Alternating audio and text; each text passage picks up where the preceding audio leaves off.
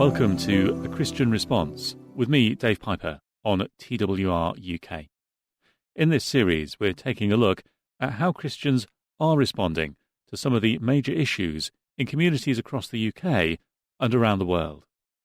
We're finding out what motivates people to stand up for those in poverty, to tackle human trafficking, and to champion those in the latter years of their lives, amongst many other issues.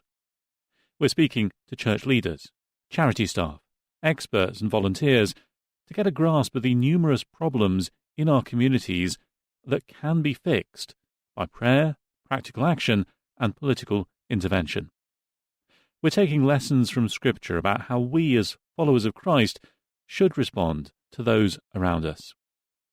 If you'd like to get in touch to share your thoughts on anything you hear this week on the programme, then please do feel free to email us. The email address is studio@twr.org.uk.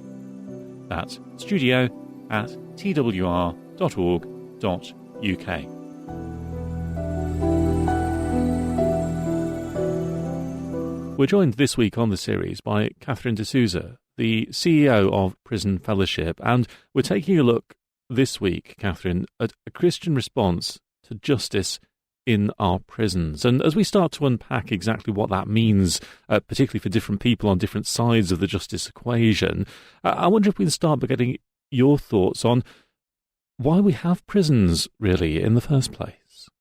Yeah, thanks, Dave. It's a really good question to ask. And actually, I think it's one of the challenges that any society often faces is agreeing on what we actually have prisons for. Hebrews 13:3 exhorts us to remember those in prison as if we're together with them in prison. But actually, so often society can view people in prison or those who've committed crimes as other, a kind of us and them type of attitude. And it's this separation, it's this othering of people in prison that I think can too often dictate the view of what prison is for and what it should look like. That's why I've often found that, when someone interacts with someone in prison or if they know someone who goes to prison, it often helps them to see those in prison as people. Now, I think there are a few things that are often cited as the purpose of prisons or the purpose of sending someone to prison. Punishment, deterrence, incapacitation and rehabilitation are some of the things that people will often talk about. Now, our prison system suggests that punishment is the consequence. It's the aspect of justice being served in response to somebody committing a crime. And I always think it's worth noting when we're talking about that the punishment that the prison system talks about is a loss of liberty, not unduly harsh or inhumane conditions. And then people will sometimes talk about deterrence, and the argument there is that, if we have a tough response to crime, it'll put other people off. Now, of course, any society needs appropriate laws to protect people. But the challenge of this idea of deterrence as a theory is it doesn't always take into account the chaotic nature and the impulsivity that can surround crime. Then we've got the argument around incapacitation, and that kind of talks about getting offenders off the streets. And again, in order to protect the public, there's something that is important in that. But we've also got to bear in mind that the majority of people, almost everybody in fact, who gets sent to prison is going to be released back into society at some point.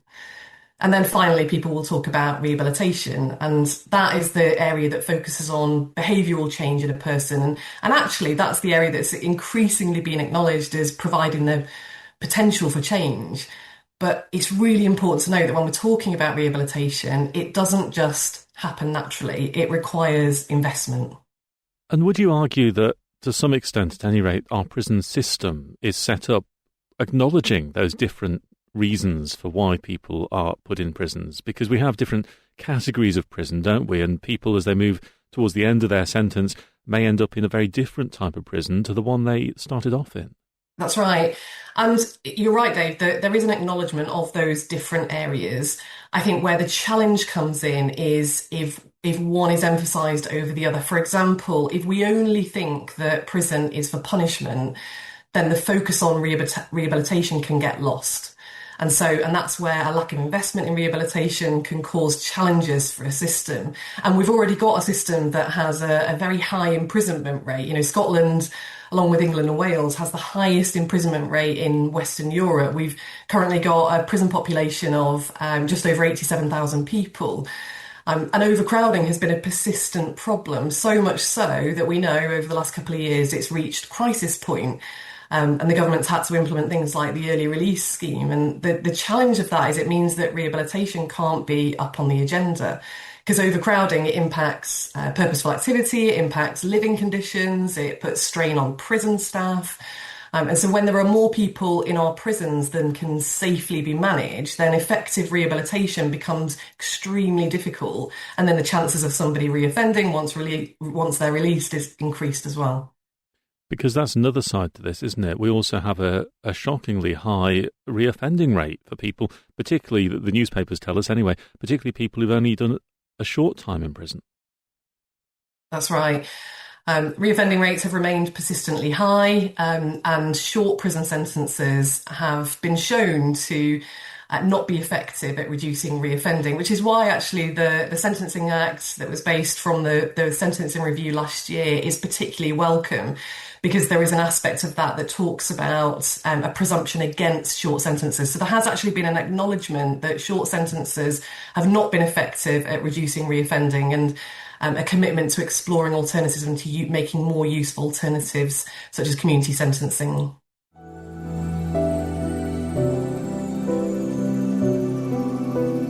You're listening to A Christian Response on TWR-UK with me, Dave Piper. Over the course of this series, we're taking a look at how Christians are responding to some of the major issues in communities across the UK and around the world. We're finding out what motivates Christians to pray and act, and what the Bible teaches us about our duties and responsibilities to those around us. If you'd like to get in touch to share your thoughts on the issues we're covering, then please do feel free to email. The email address is studio@twr.org.uk. That's studio@twr.org.uk.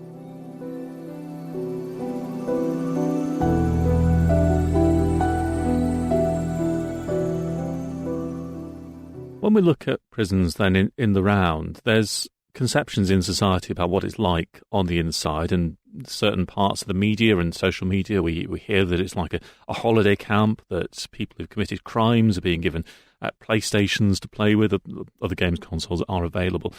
Is it like a holiday camp inside prisons? It's not like any holiday camp I've ever been to, Dave, I can tell you that.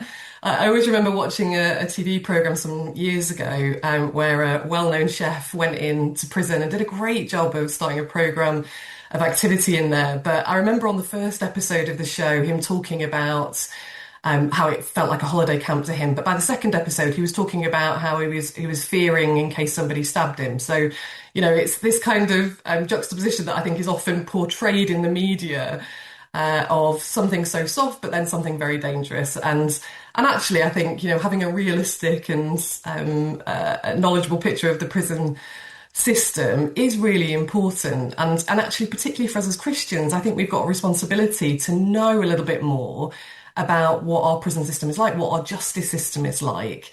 It can seem like such an overwhelming area, and an area that, you know, because it's behind closed doors, we don't always know about. But actually, you know, one of the things I've been encouraged by over this last couple of years particularly is more highlighting and, you know, more information being put out there into the society from the media around some of the things that are happening in prisons. Now, as you say, that's not always perhaps an accurate portrayal, but there are some more information getting out there. But I think for us as Christians, we have a responsibility to talk about and share information and understand a little bit more about the justice system, about what's going on in prisons, both the challenging aspects, but also the wonderful things that are taking place behind bars because Christians are engaged in prison ministry. And we're going to get on in just a few minutes to the prison ministry that Prison Fellowship provides. So I grew up, Catherine, in a small town where there was a Category C prison. And in fact, one of the couples who went to our church, he was a prison warden there. It's so important, isn't it, when we talk about prison, that we remember it is actually a community on the inside. There's prisoners, but there's also staff, there's volunteers going in like yourselves. Welfare for all these people surely must be part of the justice package, as it were. Absolutely. It's a really important point to highlight. If we want a justice system that actually works, we've got to care for the people within it. And that involves everybody who's part of our prison system. And actually, the reality at the moment is prisons are seeing record numbers of assaults on staff. We've got an estate where half the officers have less than 5 years experience. And, this kind of environment creates a risk of burnout and staff sickness, and that further exacerbates the understaffing issues that we have in our prisons. And then alongside this, the statistics of self-harm in prison, they equate to an incident of self-harm taking place around every 7 minutes, And we believe, don't we, that every person is made in the image of God, whether staff, whether inmate, whether a volunteer, and everyone who's either living in or working in or serving in our prisons should be safe. And so the well-being of all of those in our prison system is vital to any efforts to rehabilitate as well. And so if we want people to return to our communities as good neighbours, as productive members of society, it's essential that our prisons are places of safety, are places of dignity and restoration for those who are serving time in prison and for those who are working there as well. Catherine, it sounds as if Prison Fellowship, with that view of it all, has set quite a huge task to try and complete that. Well, thankfully, we're not trying to do it on our own. But in terms of what we're doing, we're working across every prison in England and Wales to show the love of Christ to people in prison and their families. And we train and support a network of incredible volunteers from churches right across the nation who support their local prison. We're together committed to pray for, to provide practical and emotional and spiritual support to those in prison through a range of programmes and activities as we come alongside and work with chaplaincy teams. We're passionate. We believe that no one is beyond hope. We think that everyone should have the opportunity to change, and we're passionate about seeing lives transformed. And a couple of areas that I've been particularly encouraged about recently. One is the number of baptisms that I'm hearing reported in our prisons, where we've got teams who come and support the chaplains on a Sunday, and they are performing baptism services. And I'm hearing incredible stories of people being baptised and their stories impacting others in the prison.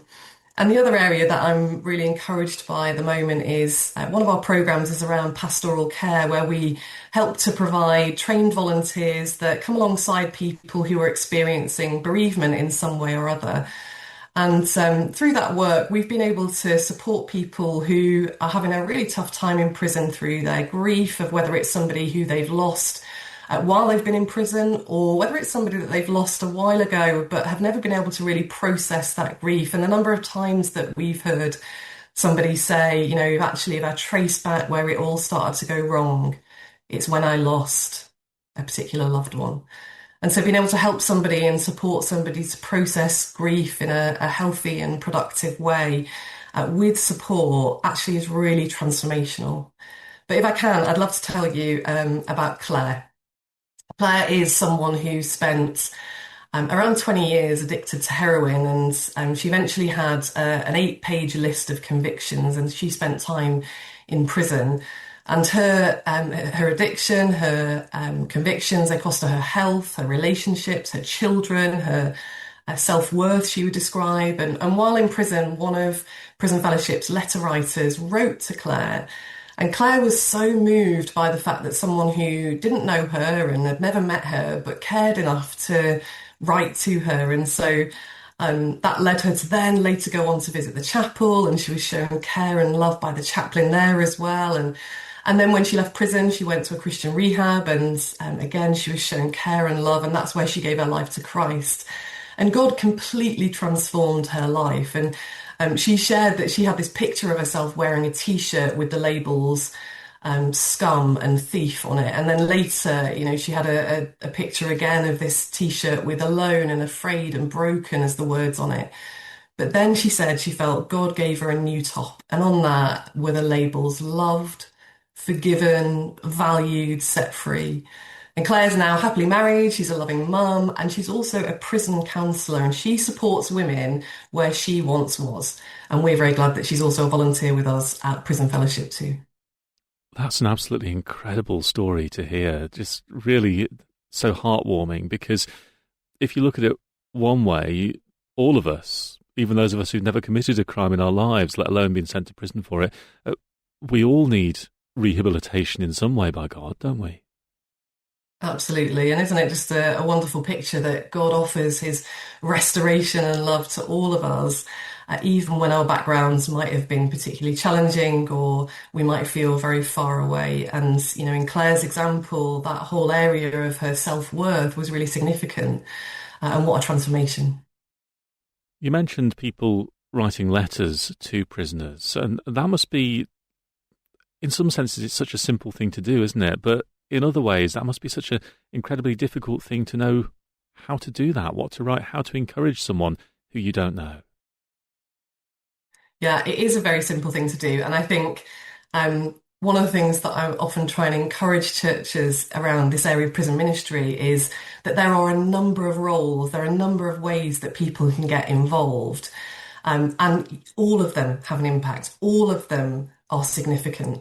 And our letter writers, for example, will get training just as all of our other volunteers that are involved in programmes both inside the prison and outside will receive training and support in this, because we really appreciate that for some, it can be quite a daunting thing. Even when God has put on your heart to engage in prison ministry, to be part of it, it can feel quite daunting to know how to do it and what to do.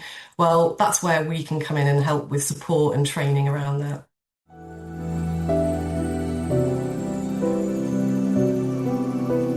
You're listening to A Christian Response on TWR-UK with me, Dave Piper. Over the course of this series, we're taking a look at how Christians are responding to some of the major issues in communities across the UK and around the world. If you'd like to get in touch to share your thoughts on the issues we're covering, then please do feel free to email. The email address is studio@twr.org.uk.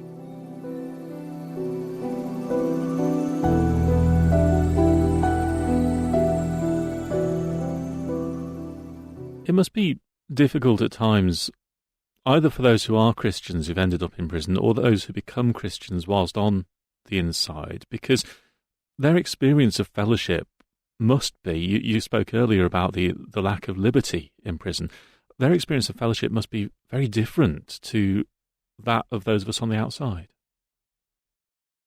Yeah, and I think this is where there's this beautiful picture. I heard it described once as, the church on the outside, ministering to and supporting and coming alongside the church on the inside of prison. And, that's where we have a real role to play as those on the outside, in supporting and standing with and coming alongside those believers who are serving time in prison, whether they have found faith in prison, whether they've rekindled a faith in prison, which is what sometimes happens. We've got an opportunity to stand together and fellowship with people in prison and enable them and help them to fellowship with other believers in prison as well. And, I always love hearing stories of Bible studies that take place on the wings. There's the Bible studies that can be facilitated by volunteers who come in, but then there's also the stuff, the praying for each other and reading the Bible together, and just a word of encouragement that can happen in the times when people aren't necessarily allowed to come in and provide that support out of hours, 2 o'clock in the morning in a cell, where somebody can encourage somebody else. But I think that whole, presence with people is really key, which is why, we're so committed to providing presence regularly in prison. And so we've got volunteers who are in, week out, whether it's supporting Sunday services, running courses, running Bible studies. And actually, the content of what's provided is really key. But time and time again, what we hear from people in prison is the significance of somebody being there, of their presence, of the fact that they chose to come and give their time and actually spend time with them actually speaks volumes. And so, we just can't underestimate. It might feel like a couple of hours, of a week of going in, but actually the impact of that is really significant. is it the consistency as well? The fact that there is someone there who is there when they say they're going to be, they're there regularly, they're someone that can be relied on? Because I'd imagine for some people who end up in prison, being able to rely on other people might be almost a bit of an alien experience to them. Absolutely. We encounter people who have had their trust broken time and time again. They've broken other people's trust time and time again. And, relationships can be fractured and broken. And that sense of being able to rely on somebody else, like you say, is not something that's familiar. And so having somebody who turns up even when perhaps you haven't been at your best, or even when, the situation has felt a little bit more challenging, even when maybe you've told them something about yourself, to have somebody turn up again the next week and still show the same care and the same love and the same support is really significant. I remember hearing a story of one of our volunteers who was going into a women's prison. And, for a number of women in prison, they haven't always had a positive experience of relationships with men. The statistics around those who have experienced domestic abuse is very high. The statistics around those who have experienced abuse as a child is very high. And in this situation, this was a male volunteer who had consistently and regularly been going into the prison. And he shared one week that his wife wasn't very well.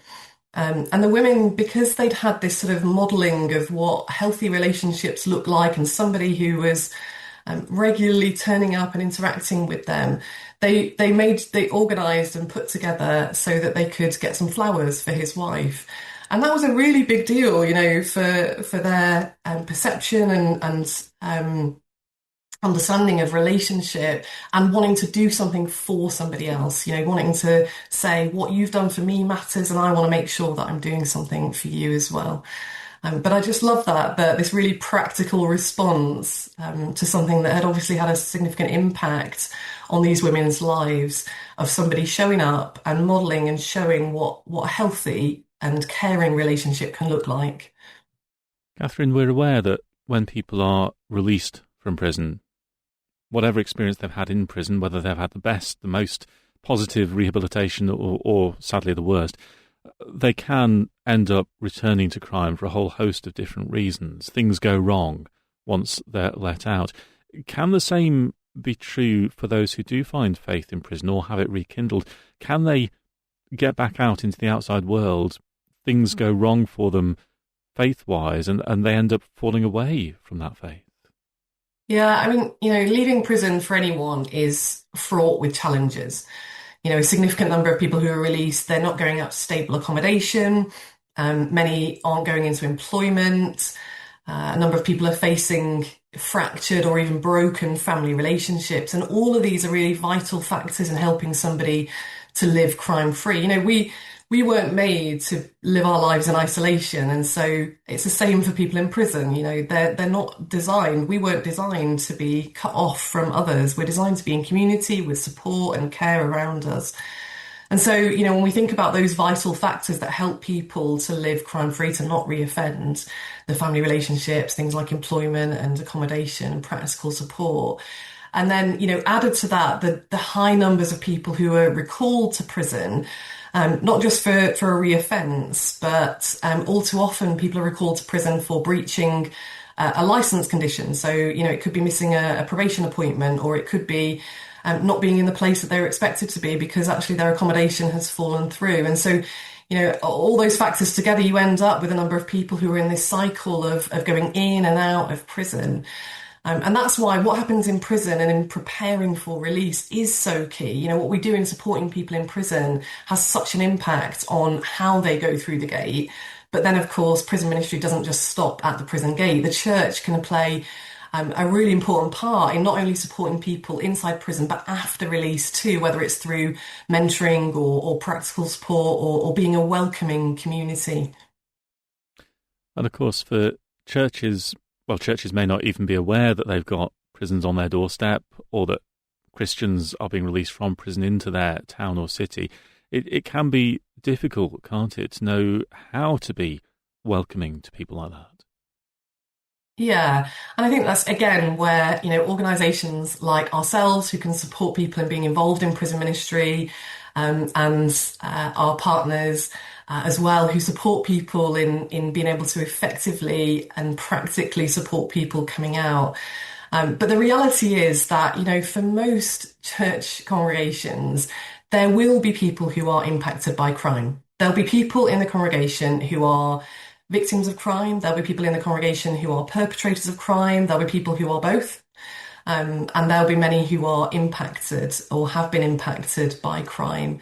And so we have a responsibility, I believe, as the church to ensure that we help to engage in the complexity of all of this. But the wonderful news is, and I'm so grateful for God that He helps us in that He helps us engage in the practicalities and the challenges of making sure that all of those people can be supported in a church family. And it's through that we get to hear incredible stories of healing, of repentance, of forgiveness, and of transformation, just like I was sharing about with Claire.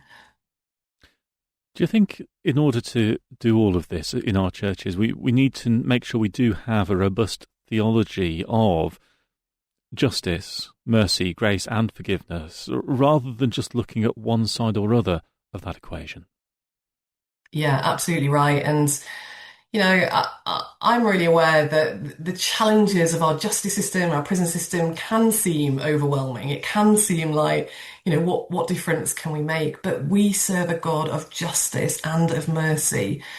And as the church, we carry the ultimate response of hope and life in Jesus Christ. And so I really passionately believe that as Christians, we can affect change by being involved in prison ministry, by supporting people leaving prison, by supporting those who are inside prison, by supporting families of those who are in prison, and by understanding the criminal justice system and speaking up about issues within the system itself. Now, we know we've got a clear vision for prison ministry. It's recorded in Matthew 25. I was in prison and you visited me.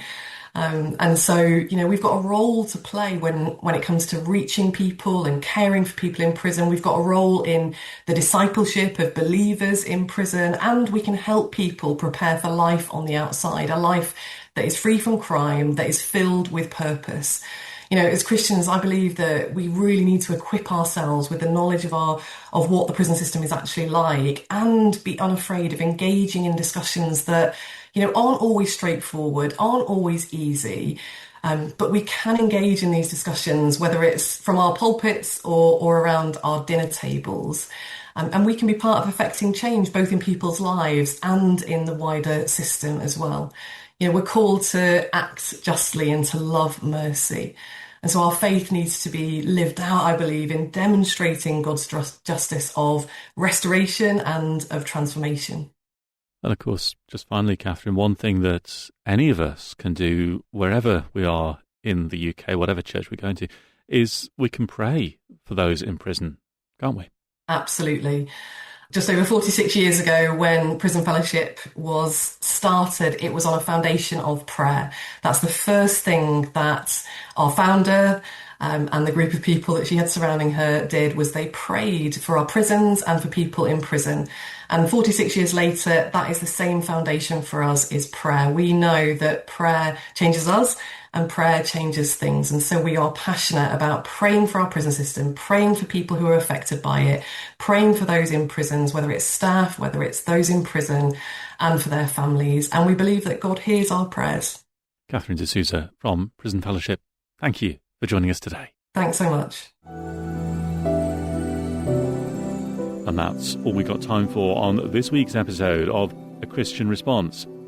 I'm Dave Piper, and it's been a pleasure to have your company over the past half hour as we've taken a closer look at how Christians are responding and can respond to the major issues in life, whether that's in our own towns and cities, across the nations of the UK, or even reaching out into the wider world. If you'd like to get in touch to share your thoughts on the issues we're discussing, the email address is studio@twr.org.uk. And you can stream or download this week's episode now at the website. Just go to twr.org.uk/on-demand and search for A Christian Response.